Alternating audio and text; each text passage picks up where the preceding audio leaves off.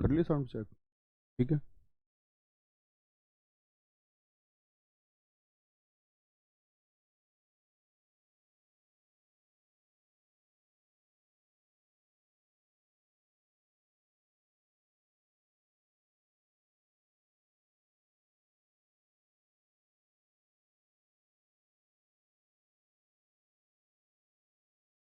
जय हिंद दोस्तों, मैं नवीन शर्मा आप सभी का स्वागत करता हूं। आशा करता हूं आप सब एकदम अच्छे हैं, एकदम बेहतरीन हैं। एक बार सारे प्यारे दोस्त बताएंगे आप सब कैसे हैं।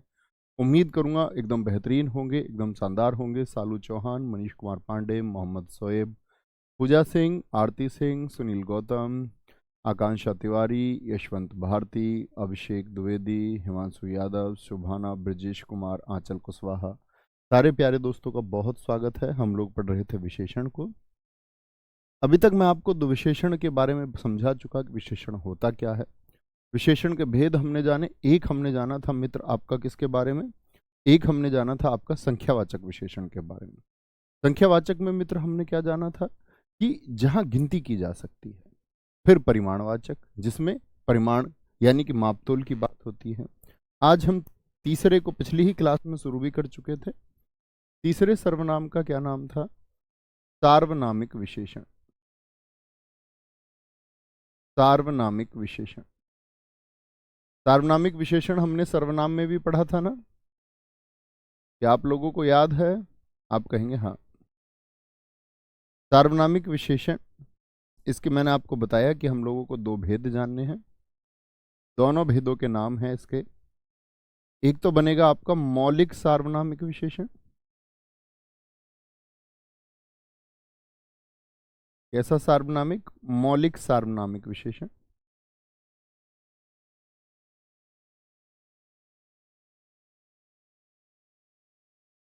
और एक होगा यौगिक यानी कि संयुक्त सार्वनामिक भी जिसको हम कहते हैं।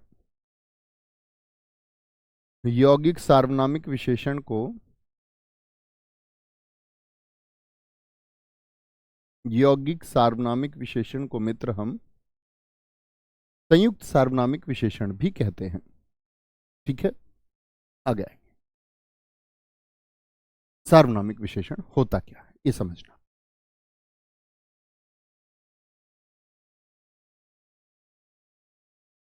अगर मैं बात करूं सार्वनामिक मौलिक सार्वनामिक विशेषण, तो इससे पहले आपको मुझे बताना होगा कि सर्वनाम शब्द कितने होते हैं। सर्वनाम शब्दों की बात हमने की थी मित्र, बताएंगे क्या मैं एक सर्वनाम शब्द है कि नहीं है।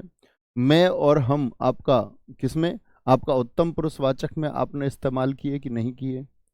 अच्छा, मध्यम पुरुषवाचक सर्वनाम में आपने कौन कौन से इस्तेमाल किया था? क्या बोलोगे जी? तुम होता, इससे आप और तू भी बनते हैं। और आपका अन्य पुरुषवाचक में कौन से होते थे? यह, वह, ये, वे, यह, वह, ये, वे। और अनिश्चयवाचक सर्वनाम कुछ और कोई, कुछ और कोई। मित्र उम्मीद करूंगा आप सबको ध्यान होंगे। हाँ जी, ध्यान है। तो अगर सर्वनाम शब्द को ऐसा का ऐसा ही ले लिया है, यानी कि सर्वनाम शब्द को ऐसा का ऐसा ही ले लिया है, जैसे यह, वह, मूल है, ये मूल, कोई परिवर्तन नहीं हुआ है। यह, वह, ये, वे, हम हो सकता है आदि, यानी कोई परिवर्तित किया। क्या कोई कारक विभक्ति मैंने ली? आप कहेंगे नहीं। यौगिक सार्वनामिक यानी संयुक्त सर्वनाम होते ही क्या हैं? जो कुछ जोड़ के बनाए जाते हैं। जैसे यह से बना दे इसका, तो रूप परिवर्तित हो गया। वह से बना देते हैं उसका, उसका। क्या बोलेंगे? जैसे आप यहां देख सकते हैं जो होता है, जो और सो सर्वनाम शब्द थे, लेकिन हम बोलते जैसा और वैसा। जैसा ये क्या है? ये रूप परिवर्तित शब्द हो गया। ऐसा, वैसा, यानी सर्वनाम को मूल शब्द के अलावा, मूल शब्द के अलावा किसी अन्य रूप में, जैसे एक हमारे प्यारे दोस्त ने लिखा है, बबीता कुमारी जी लिखती हैं, कौन और क्या सर्वनाम है। तो वो क्या है? वो प्रश्नवाचक सर्वनाम, मूल सर्वनाम है। भाई रहने दो, इसे मत छेड़ो बार बार, ऐसे ही रहने दो जैसा ही है। क्या बोलोगे? मूल सर्वनाम कौन कौन से होंगे? जैसे कौन और क्या, वह 11 सर्वनाम शब्दों में आ जाते हैं, ठीक है, या अन्य भी जो मूल रूप है जिसकी प्रकृति बदल, लेकिन उसके साथ हम कोई कारक विभक्ति, जैसे हम से क्या बनाते हैं, हमारा, तो हमारा क्या होगा, हमारा यौगिक सर्वनाम होगा, हमारा। जैसे तुम तो हो गया मूल सर्वनाम, तुम तो हो गया मूल सर्वनाम, लेकिन तुमसे मैं अन्य कोई भी शब्द बनाऊं, तुम्हारा, तो भाई साहब क्या होगा, यौगिक सार्वनामिक विशेषण होगा। आगे आते हैं, ये सीख क्यों रहे थे हम, मुझे कुछ उदाहरण बताइए मित्र, जो मैंने आपको बताए थे सर्वनाम में भी सार्वनामिक विशेषण क्या होता है, ये बात याद है ना, क्या होता है, सर्वनाम का पड़ोसी क्या होता है, सर्वनाम का पड़ोसी संज्ञा शब्द होता है। यदि सर्वनाम शब्द के बाद में तुरंत संज्ञा शब्द आता है, पड़ोसी क्या होगा, संज्ञा शब्द, संज्ञा शब्द। यही परिभाषा मैंने सर्वनाम में आपको बताई थी मित्र, वही यहां भी रहेगी। देखना, कुछ वाक्य लिख के दिखाइए मुझे, उदाहरण के लिए हम सीखते हैं, और मुझे बताना अब ध्यान से, मैं आपसे पूछूंगा कुछ प्रश्न। जैसे मैंने बोला, यह एक सर्वनाम है, बैग एक संज्ञा शब्द है, यह बैग मेरा है, ऐसे मैंने बोल दी, तो यह क्या है मित्र, सर्वनाम होगा, सर्वनाम होता है, और बैग क्या होगा, ये एक संज्ञा शब्द है। यानी सर्वनाम का पड़ोसी क्या हो गया, वाक्य की शुरुआत में यदि सर्वनाम के बाद में तुरंत बाद में संज्ञा शब्द आ जाए, संज्ञा शब्द आ जाए, जैसे आप भी लिखिए एक वाक्य, यह घर मेरा है, ये मैं आपको सिखा चुका था, अब तुमसे उम्मीद करता हूं कि आप सीख के अब उत्तर देंगे।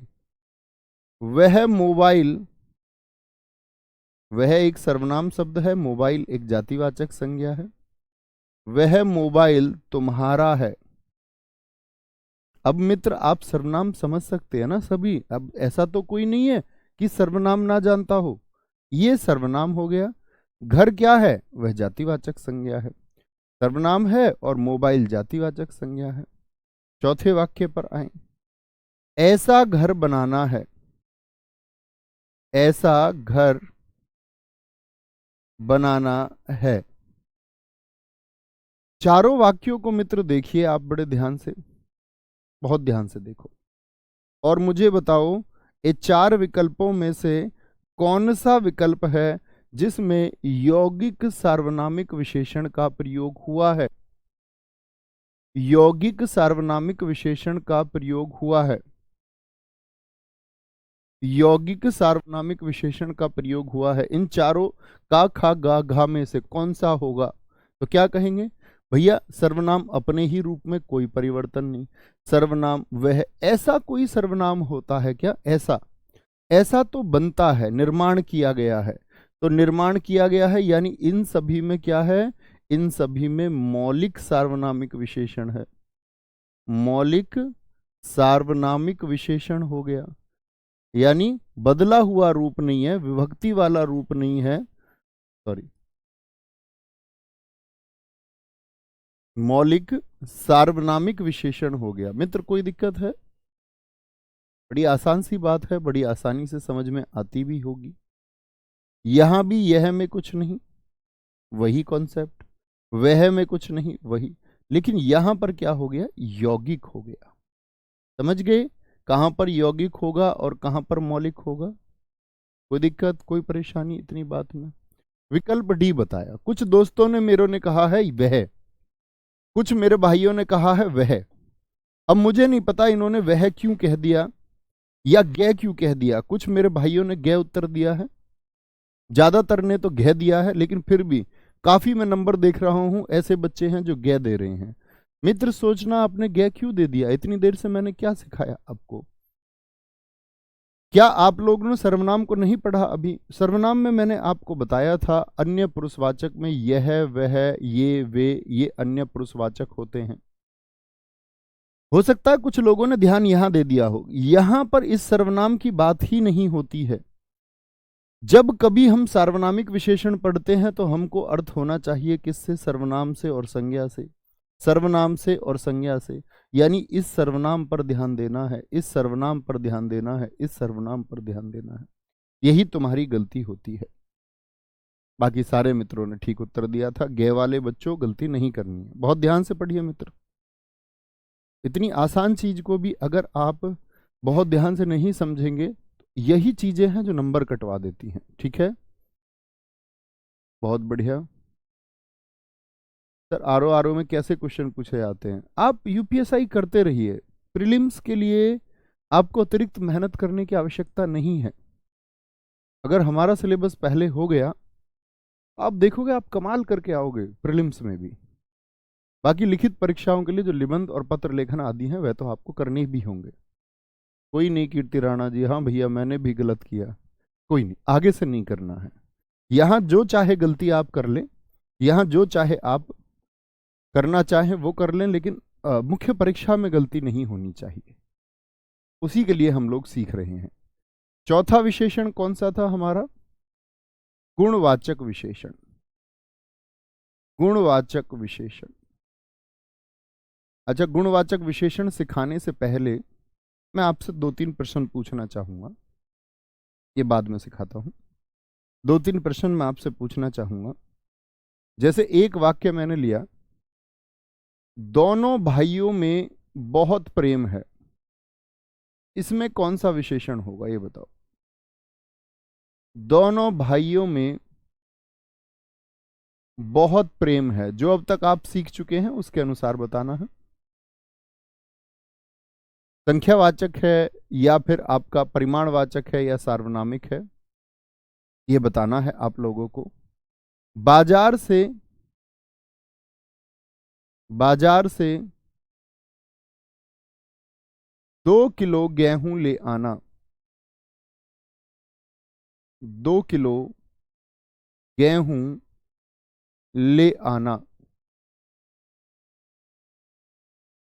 तीसरा, वह आदमी वह आदमी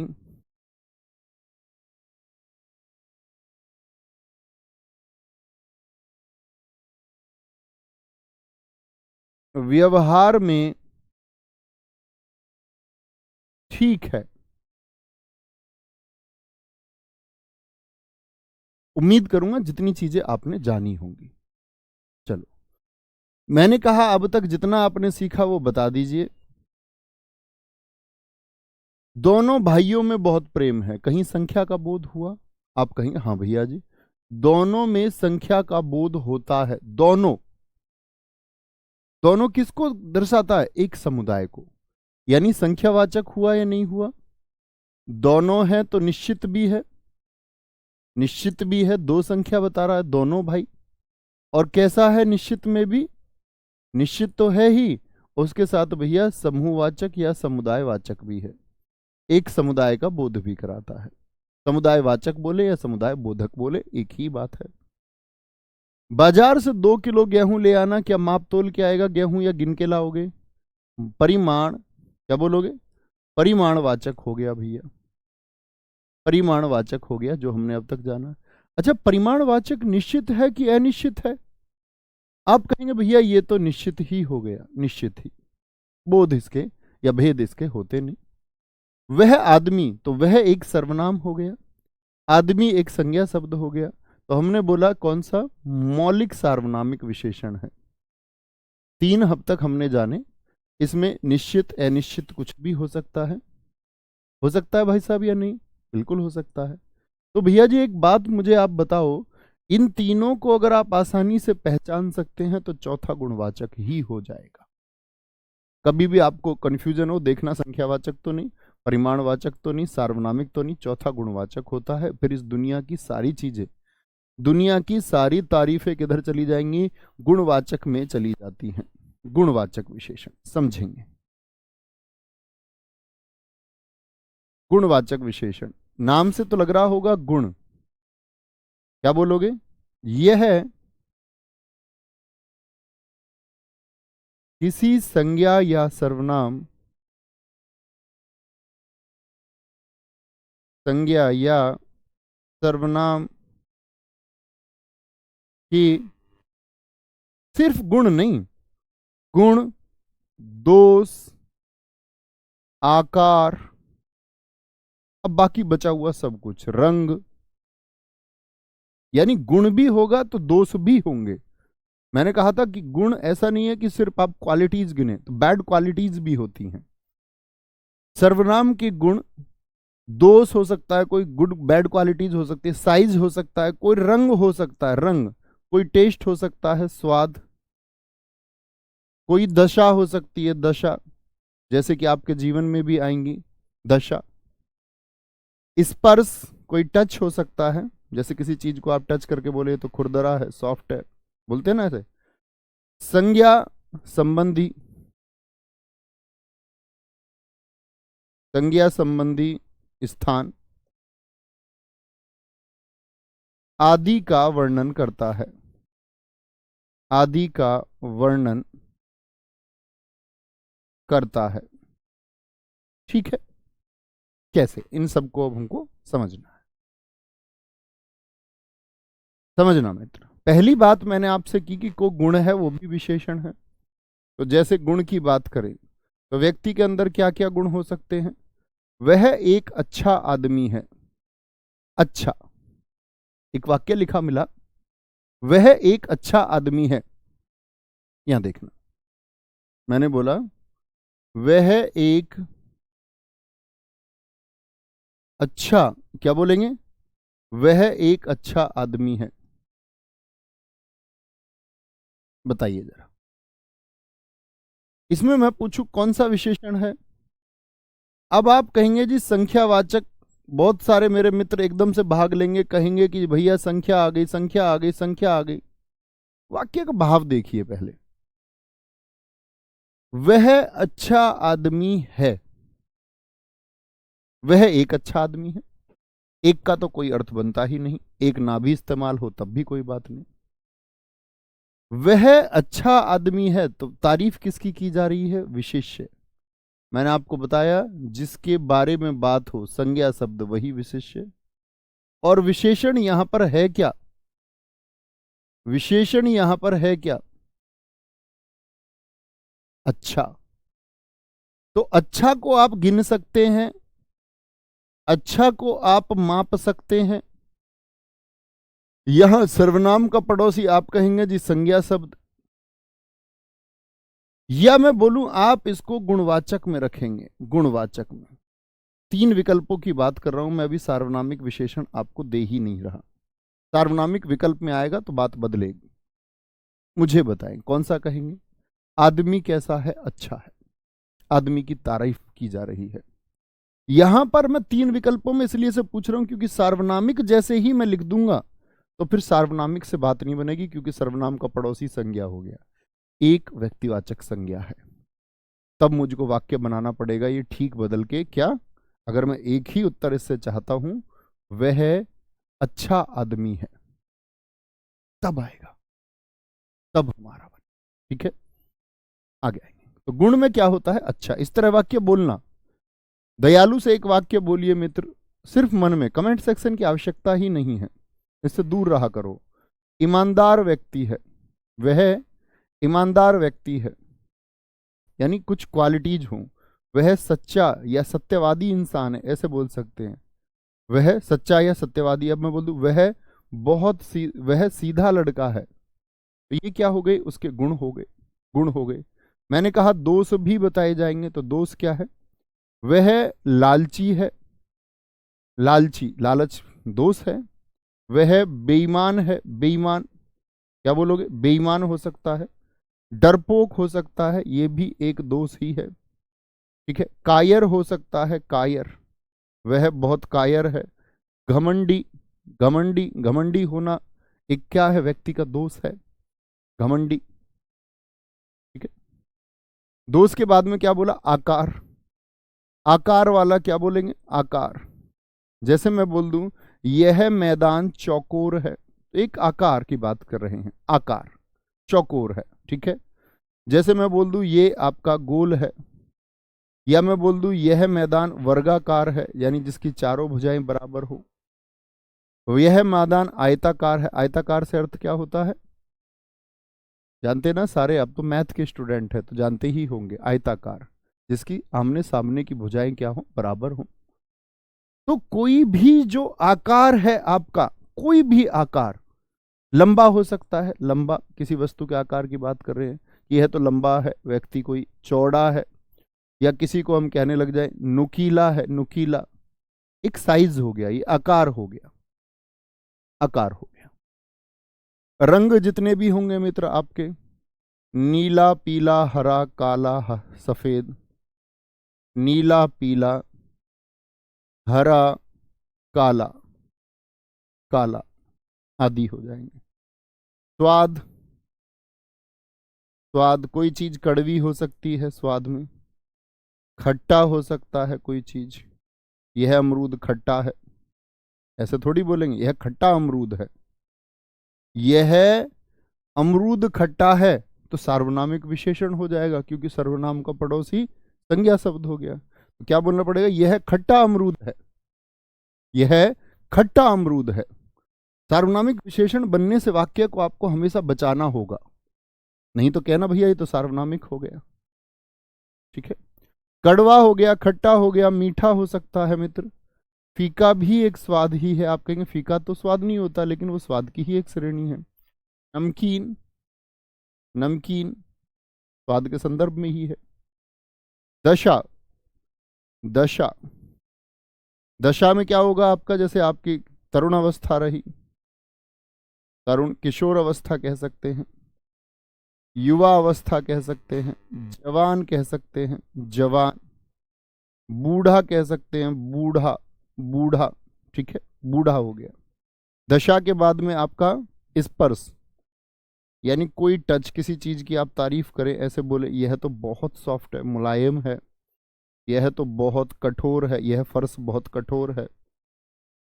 ठीक है, यह बहुत चिकना फर्श है, चिकना। ठीक है, यह बहुत चिकना फर्श है, यह बहुत खुरदरा फर्श है, खुरदरा। क्या बोलोगे, यह बहुत गर्म चाय है, गर्म बोल देंगे। यह बहुत ठंडी चाय है, ठंडी बोल देंगे, ठंडी बोल देंगे। ठीक है, ठंडी बोल देंगे।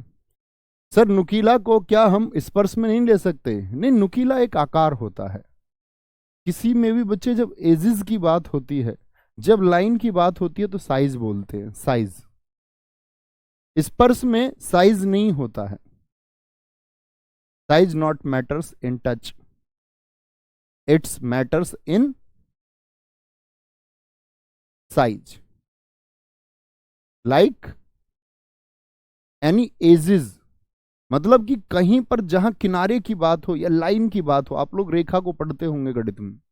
रेखा का मतलब ही क्या हुआ, जैसे एक गोला आप बनाते हो तो वहां पर भी एक रेखा है, आयत एक रेखा है। नुकीला क्या बताता है कि उसकी शार्प एजेस हैं, ऐसे नुकीला है। ऐसे ही तो कोई भी चीज नुकीली होगी, चाकू है जैसे, नुकीला हो जाएगा। तो जहां लाइन की बात हो, इसमें कहीं लाइन की बात नहीं होती, इसीलिए नहीं रखते नुकीला को यहां। कोई दिक्कत? स्पर्श, संज्ञा संबंधी जितने भी नाम आएंगे, इसी को बहुत सारे मैंने आपको बताया था कि इनको व्यक्तिवाचक विशेषण में रखने लग गए हैं कुछ लोग, लेकिन अभी मूल रूप से नहीं रखेंगे। तो क्या बोलेंगे, जगह के नाम पर। जैसे बनारस एक जगह है, तो बनारस में कौन सी संज्ञा है जरा बताना? तो आप कहेंगे भैया बनारस में स्थान व्यक्तिवाचक संज्ञा होगा, व्यक्तिवाचक संज्ञा होगा, यानी बनारसी हो गया। लखनऊ के लिए बोल देंगे लखनवी, लखनवी। फिरोजाबादी, फिरोजाबादी चूड़ियां बोल देंगे, फिरोजाबादी चूड़ियां। ठीक है, या जोधपुरी जूतियां कह सकते हैं, बहुत प्रसिद्ध है जोधपुरी, जोधपुरी। स्थान बोल दे चीनी, चीनी व्यक्ति, भारतीय व्यक्ति। तो चीन और भारत क्या है, व्यक्तिवाचक संज्ञा से बनती हैं, व्यक्तिवाचक संज्ञा से बनने वाली हैं। ठीक है, फिरोजाबादी हो गया। और क्या हो सकते हैं इसमें? अन्य, कुछ भी सोच ले, अन्य हो गए। कोई दिक्कत, कोई परेशानी? तो क्या बोल लिया हमने? गुण, दोष, आकार, रंग, स्वाद, दशा, स्पर्श। स्पर्श के बाद में संज्ञा शब्द दिया आगे। हाँ, और ले लीजिए अन्य बहुत सारे, जो सब कुछ है इसी में आएगा। जैसे कि हम लोग समय की बात भूल गए, इसमें काल क्या आएगा? अरे चल जा भैया, लो बोर्ड भी नहीं चल रहा है। बोलेंगे आगे। क्या बोलेंगे जी? एक आएगा आपका इसमें समय। समय जैसे कि दैनिक अखबार, साप्ताहिक अखबार, मासिक पत्रिका। दैनिक, साप्ताहिक, मासिक, मासिक और अन्य जो कुछ भी है उन तीनों को छोड़ करके। मासिक, वार्षिक हो सकता है, वार्षिक। प्राचीन कह सकते हैं, आधुनिक कह सकते हैं। इस समय को दर्शा रहा है। प्राचीन समय, आधुनिक समय, आधुनिक आदि, आधुनिक आदि। कुछ भी जो उन तीन में नहीं आएगा, जो उन तीन में नहीं आएगा। सर जी बनारसी तो भाव को बताता है। बेटा तुम्हारे घर बताता होगा भाव को बनारसी। बनारसी भाव कैसे हो जाएगा? आपने मतलब संज्ञा को नहीं सीखा फिर अच्छे से।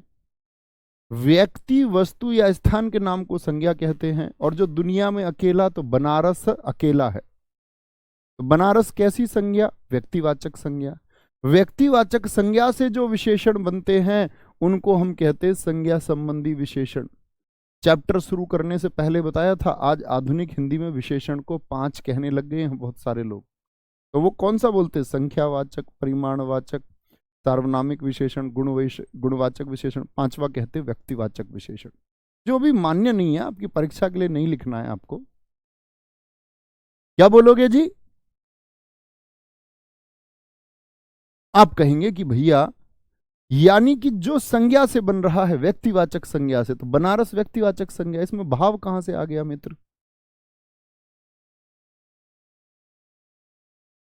बोलो जरा,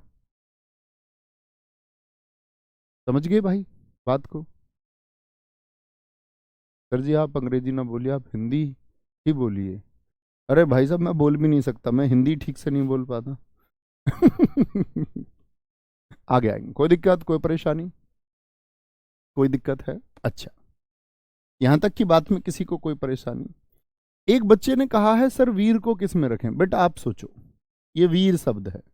अन्य कोई प्रश्न मत पूछना, अपने घर कॉपी पे दिमाग लगाना थोड़ा सा। विनोद चौहान जी, विनोद चौहान जी, ये दर्शाता है कि आप ग्रेजुएट तुक्के से हुए हैं मित्र। मजाक कर रहा हूं, समझना, हो सकता है डाउट। वीर को आप गिन सकते हैं क्या? सोचे आप, एक वाक्य बना लीजिए वीर से कोई भी। जैसे मैंने बोल दिया, वह बहुत वीर है, वीर है। तो इसको गिन लोगे क्या वीर को? या इसको तोल लोगे क्या इसकी वीरता को?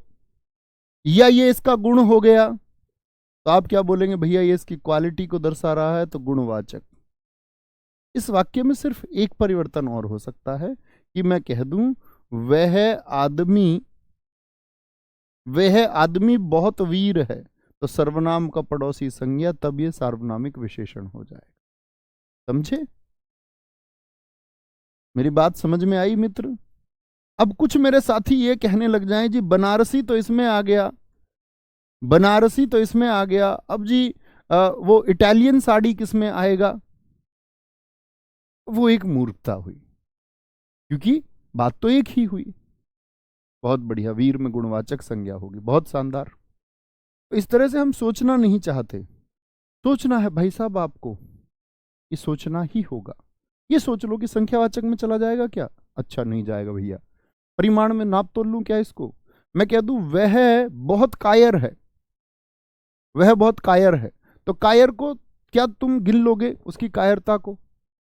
क्या भाई साहब आप कायरता को माप लेंगे? तो क्या बोलेंगे? भैया कायरता गुण दर्शा रही। कोई दिक्कत, कोई परेशानी? आगे आएंगे। इतनी बात समझ में आई? इतनी बात समझ में आई? जैसे मैं एक वाक्य लिख रहा हूं, वह ईमानदार व्यक्ति है। अब बस थोड़ा सा सेंस लगाना, वह ईमानदार व्यक्ति है, इसको आप गुणवाचक में क्यों रखेंगे ये बता दो मुझे। वाई? क्योंकि ईमानदार होना व्यक्ति का गुण हो गया। दूसरी बात ये भी सोचो, दूसरा पक्ष, की इसको गिन नहीं सकते आप ईमानदारी को। क्या गिनती कर लोगे बताओ जरा? ईमानदारी को आप गिन लेंगे क्या? नहीं जी। क्या भाई साहब आप ईमानदारी को माप तोल लेंगे? क्या परिमाणवाचक में आप रख लेंगे? बोलो, क्या सर्वनाम का पड़ोसी संज्ञा है? नहीं जी। तो बचता क्या है? बचाना भी है। मित्र प्रत्यय हम अभी पढ़ेंगे, है ना? जब उपसर्ग प्रत्यय पढ़ेंगे तब जानेंगे भाई साहब। सर जी इतिहास कब से पढ़ाएंगे? पहले हिंदी पढ़ लीजिए, इतिहास इतिहास के स्थान पे चल जाएगा, है ना? है नहीं पढ़ते हो रहे? तुम्हारा दुख कब खत्म होगा? सपना यदुवंशी, बहुत सारा प्यार बहन।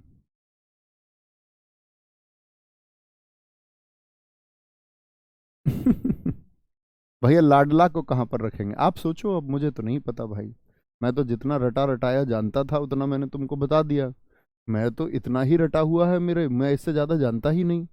अब आप सोच लो लाडला किस में आएगा। क्या लाडले को गिन लोगे? लाडला की गिनती कर लोगे?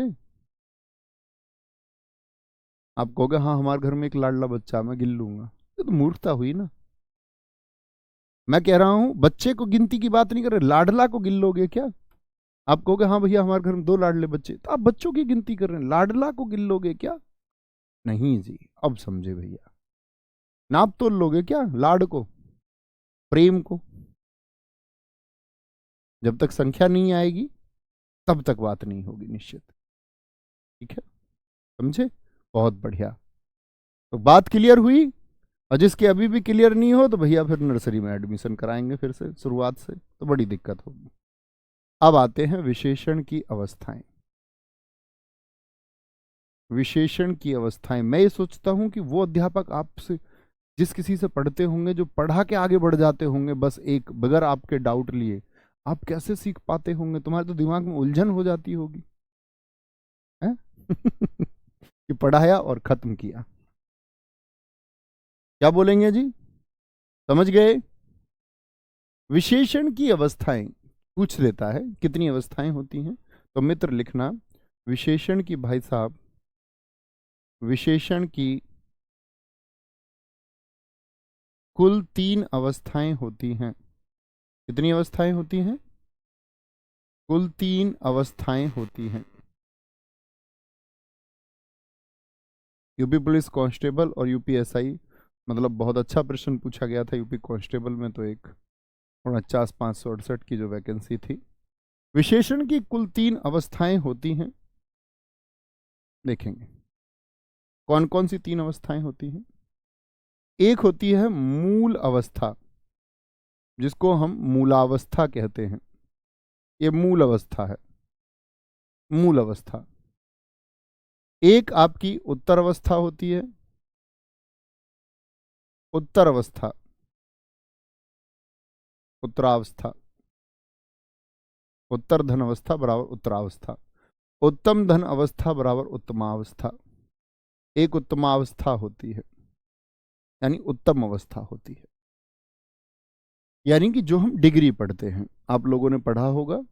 ठीक है, ये क्या होती है? उत्तर, कंपैरिजन, कंपैरेटिव डिग्री, इंग्लिश वाले सुनो। उत्तम अवस्था यानी सुपरलेटिव डिग्री। डिग्रीज पढ़ते हो ना आप एडजेक्टिव की, वही है। मूल अवस्था क्या है? याद रख लेना, जब किसी से कोई तुलना ना हो, जब किसी से कोई तुलना ना हो, नो कंपैरिजन, न हो। जैसे मैं एक वाक्य लिखता हूं, नीम कड़वा है, नीम कड़वा है, नीम कड़वा है। क्या मैंने नीम की तुलना अभी किसी से की? क्या मैंने नीम की तुलना अभी किसी से की? आप नहीं कहेंगे नहीं। जब जब किसी दूसरे से तुलना हो, दूसरे से, किसी दूसरी चीज से, जब किसी दूसरे से तुलना हो। नीम की तुलना कीजिए किसी एक चीज से। जैसे मैं बोल दूं, तुलना कर लेते हैं, नीम करेले से कड़वा है। अब ये ना कहने लगना नहीं जी करेला कड़वा, वह एक तुलना है सिर्फ। नीम करेले से कड़वा है। अभी मैंने तुलना किसकी किसकी कर दी? नीम की और करेले की। दो के बीच में तुलना हो गई, दो के बीच में तुलना हो गई। और उत्तम अवस्था क्या होगी भाई साहब? जब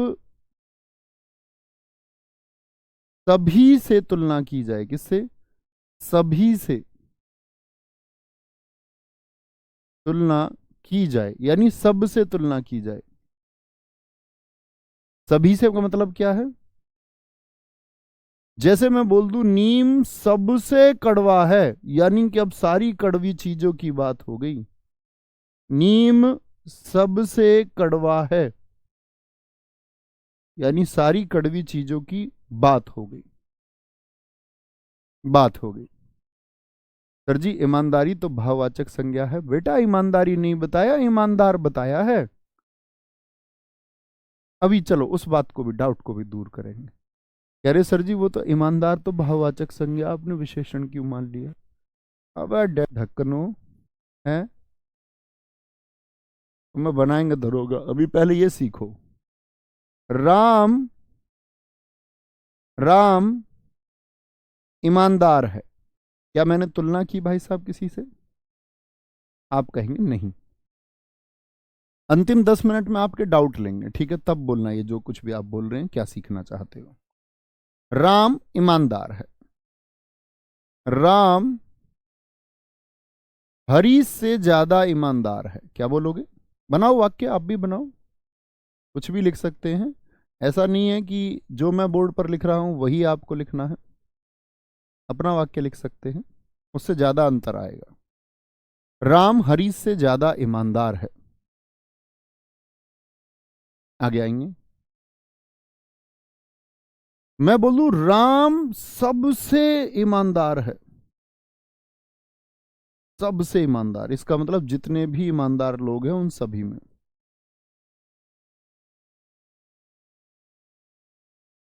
सबसे ईमानदार है। यहां देखें, राकेश होशियार है। किसी से मित्र कोई तुलना? आप कहेंगे नहीं भैया, सिर्फ उसकी क्वालिटी बता दी कि होशियार है। लेकिन मैं बोल दूं राकेश मोहन से होशियार है। राकेश मोहन से होशियार है, तो यहां पर मित्र एक तुलना पैदा हो गई इन्हीं दो के बीच में। लेकिन मैं बोल दूं राकेश कक्षा में सबसे होशियार है, पूरी कक्षा की बात हो गई। तो पूरी कक्षा की बात हो गई, तो आप क्या बोलेंगे भाई साहब कि भैया ये तो सभी में की बात हो गई, यानी पूरी कक्षा में, सभी में। बात समझे? एक बार थम्स अप करके बताएं। क्या इतनी बात में कोई दिक्कत? मैं बोलूं सिद्धि सुंदर है, कोई तुलना? आप कहेंगे नहीं, कोई तुलना नहीं। सिद्धि नवीन से सुंदर है, इसका मतलब क्या हुआ? एक तुलना हो गई, एक तुलना हो गई। मैं बोलो बहुत ज्यादा है। मैं बोल दूं सिद्धि सबसे सुंदर है, तो इसका मतलब क्या हो गया? कि सभी में तुलना हो गई, सभी में, सभी में, सबसे। कोई दिक्कत, कोई परेशानी?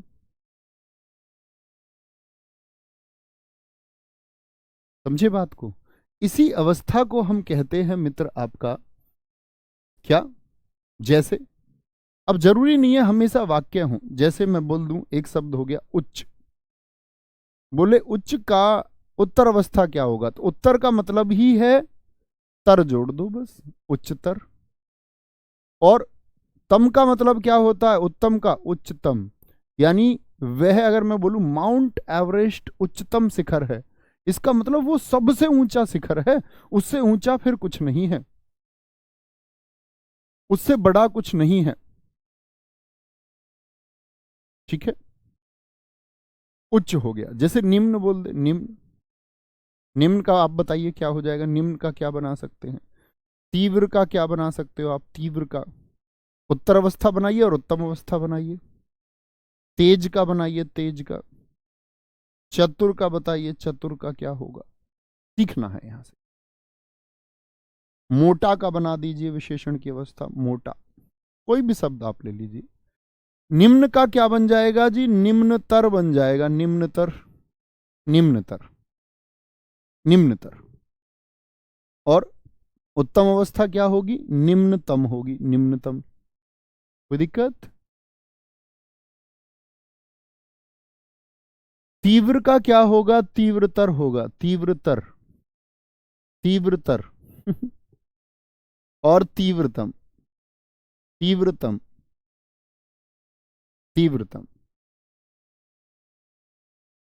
सर सिद्धि कौन? ऐसे जस्ट एक रूट नाम है भाई, वो थोड़ा ऐसे बन जाता है, एक नाम पैदा किया हुआ है खुद से, स्वयं से। तुम कहो इसको नाम को बदल देंगे, कुछ और नाम रख देंगे। ठीक है। तेज, वो सिर्फ एक फन के लिए है। तो तेज को देखो, बहुत सारे गलती क्या करेंगे बच्चे? तेज तर, तेज तर नहीं, तेज तर कोई शब्द नहीं होता। और जब शब्द ना बने तो लिखना अधिक से, अधिक तेज, यानी अब किसी से तुलना हो गई, अधिक से तुलना हो गई।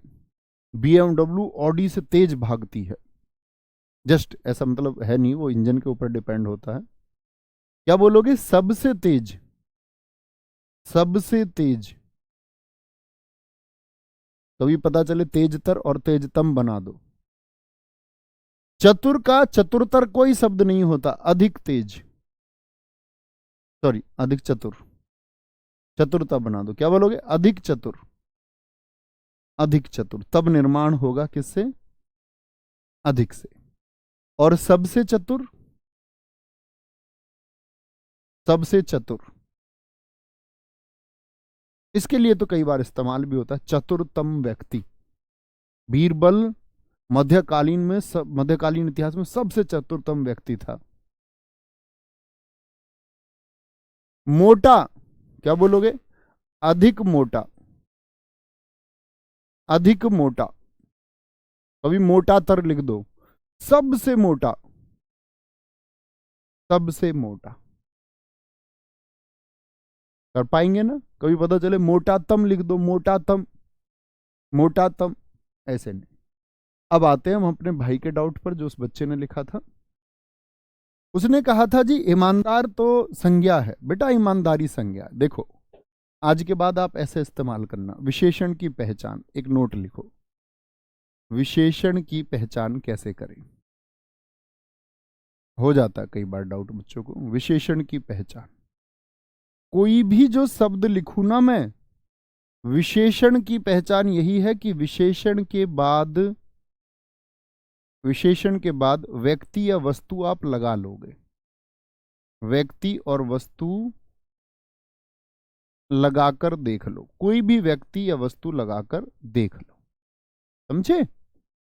जबकि संज्ञा के साथ ऐसा नहीं हो सकता। जैसे ईमानदारी के बाद में कोई वस्तु लगा के बताओ जरा, कोई व्यक्ति लगा के बताओ, ईमानदारी के साथ क्या लगा सकते हो? लेकिन मैं लगा सकता हूं, ईमानदार के साथ लगा सकता हूं कुछ या नहीं? बोलना भाई साहब। ईमानदार व्यक्ति ही लगा सकते हैं क्या? मुझे आप इतनी बात बताएं, इतनी बात बताएं, क्या ईमानदारी व्यक्ति हो सकता है? ईमानदारी व्यक्ति।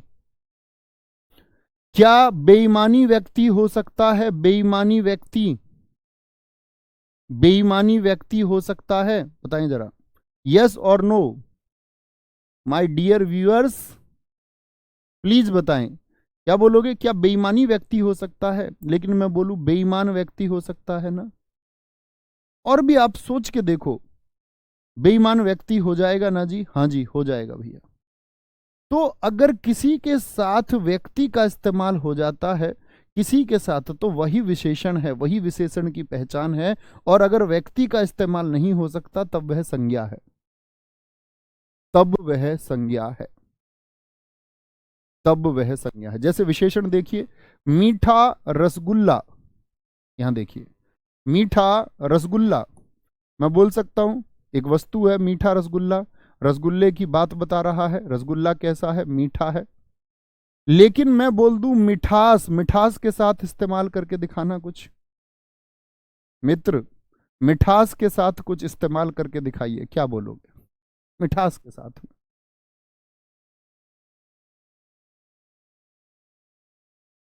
मिठास के साथ में क्या निर्भर करेगा, बोलो?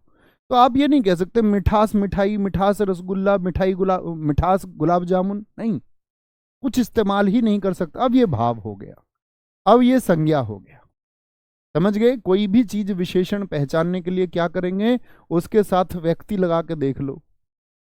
जैसे मैं बोल दूं आपसे, देखना अब, मैंने बोला मोटा, इसके साथ कुछ व्यक्ति लग जाएगा, नहीं लगेगा? खराब लग जाएगा, कुछ नहीं लगेगा इसके साथ? मोटा आदमी, खराब आदमी, पतला आदमी, लग जाएगा, नहीं लग जाएगा? बिल्कुल लग जाएगा।